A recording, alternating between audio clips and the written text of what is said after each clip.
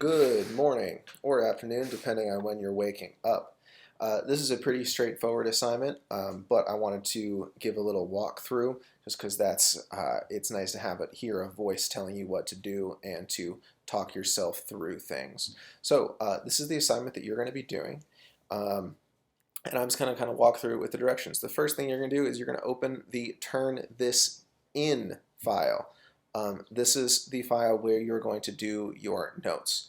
Notice that this says do number 1 in the IA before opening slides or doing the reading. So hopefully you've already done this part. How many migrants do you think have been found in Pima County since 2001? Now my source for this is a couple years out of date now, so the number has probably gone up, but we'll see. So I'm going to let you have a guess, and you can pause this video and then come back to it if you haven't already made your guess. So go ahead and pause. Okay, now that you've paused and answered that question, let's keep going. So now we're going to open the slides. They died near the border. I got those slides right here. So first just your title slide, and then you have your IA reference. So my source, which is the New York Times, about a year and a half ago, said that nearly 3,000 migrants have been found in Pima County alone since 2001.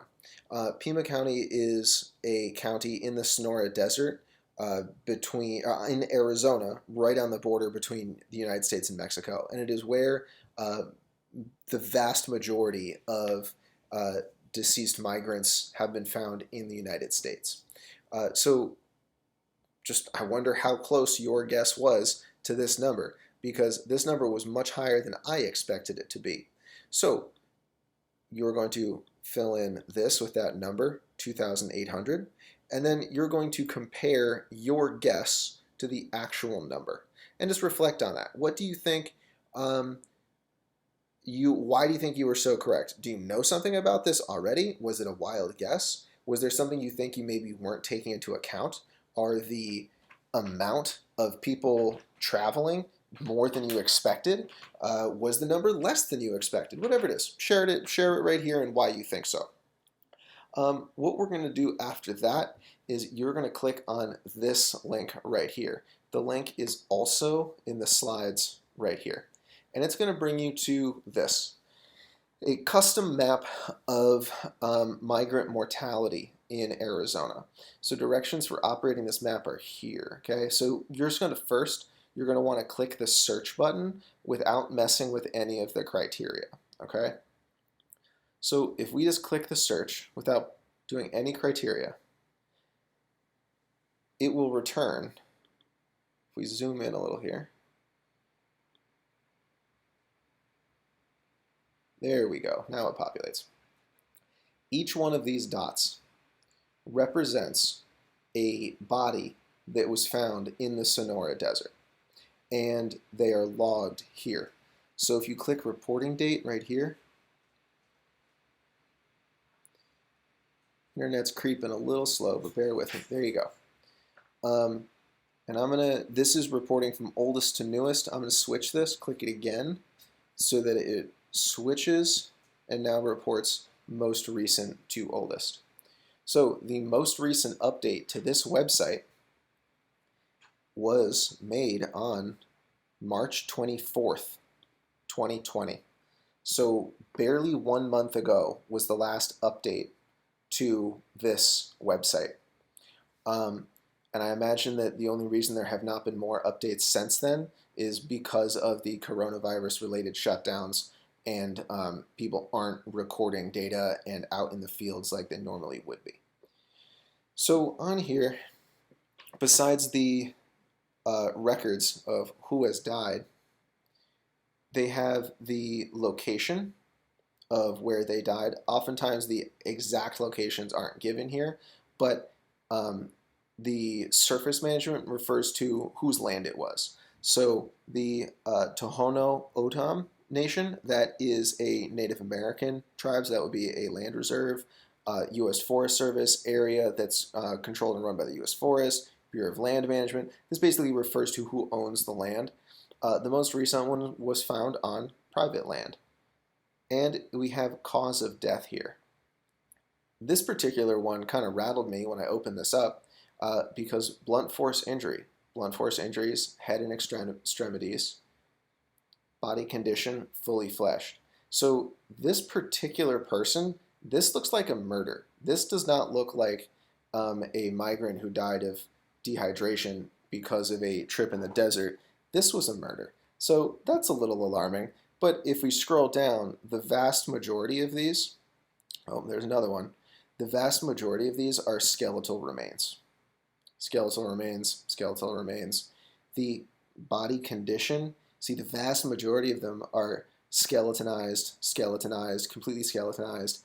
That means that, and an estimate of how long they have been, where the body has been where they are. So in less than 3 months, the body is basically completely skeletonized with just the ligaments, the muscles connecting bones left. But apart from that, basically decayed clean. So the desert will take care of organic matter very, very quickly. So what I want you to do is kind of mess around with this map. You can zoom in, look for very specific people. This map is specific to Arizona, so you're not going to find things outside of Arizona.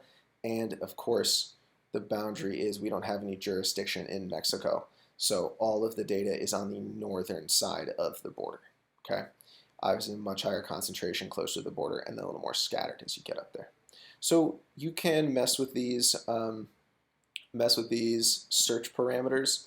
So you can look for just men, what year the deaths were, the cause of death to separate out maybe homicides from natural causes or deaths related to the trek through the Sonora Desert in terms of migration.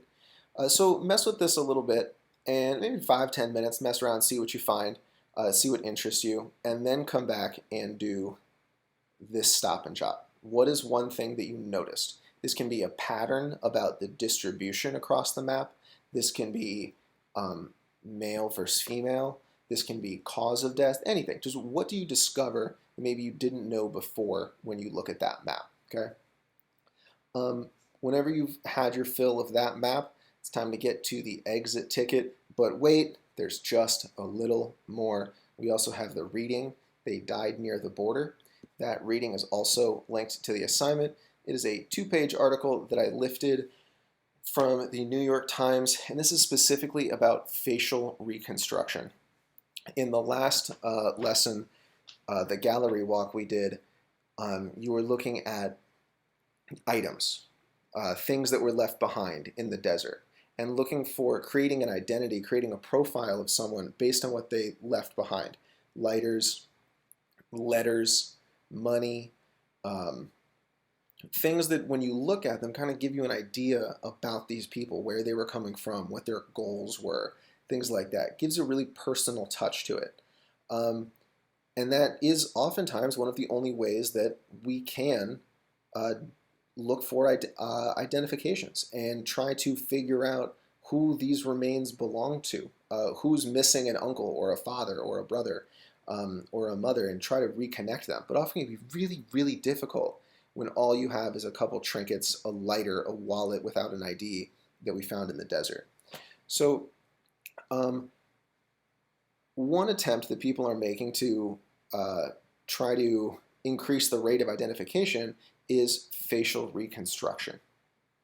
And what people do in these reconstructions is that based on the biological profile that they build from the skeleton about ethnicity, about gender, they combine that with the actual structure of the skeleton itself, and they try to reconstruct what the face may have looked like. And based on studies and statistics and studies of how people's faces develop and how those faces match up with your skull structure, people can relatively accurately create these facial reconstructions. And these, like basically artist renderings, facial reconstructions of migrants are being used, put up online, and people are recognizing and finding family members or friends that have been lost in the desert. So that's what this article is about. The method of facial reconstruction and how it can be used to identify unknown remains. And then you're going to answer an exit ticket at the very end about that. Okay, guys, I hope this clears up what is expected of you and how to use that map and that website, how to interpret it. I hope we find some good things and find something interesting. Have fun and good luck.